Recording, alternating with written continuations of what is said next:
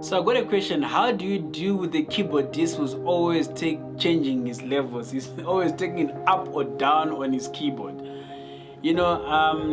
Sometimes one of the most basic things is you talk to the guy. You know what? When we're doing sound check and we set your levels, please try not to change it too much during the actual show. But the thing is sometimes you will not even be able to speak to someone. So basically the thing is the more professional a keyboardist is, the more they understand the variation when they take up or down. So for sound engineers, for us, the most important thing is when we do our sound check, we check things at the loudest possible from the source. So if a keyboardist takes his level down, it's okay. It is just gonna be. It will not be as noticeable in the mix, but maybe for that particular time that keyboardist doesn't want to be too much in the mix because maybe he doesn't know that particular song, so it's fine. So I don't have to look for him and gain him up and put him in the mix.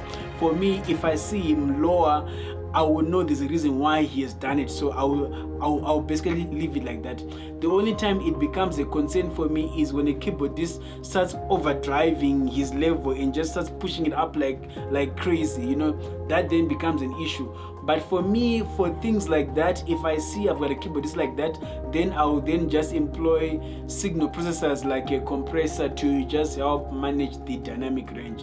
But if you do not have such facilities, then it means you need to speak to your keyboardist, and when you're doing your sound check, you must make sure that you also check with the loudest possible signal the keyboardist is going to give you. Sometimes I even put my keyboards on like 80% or sometimes even 90%, depending on how crazy the keyboardist is, so that there is very little variation if this guy goes full up in level, so that I don't really cause this uncomfortable feeling for the audience when they're listening to the band perform.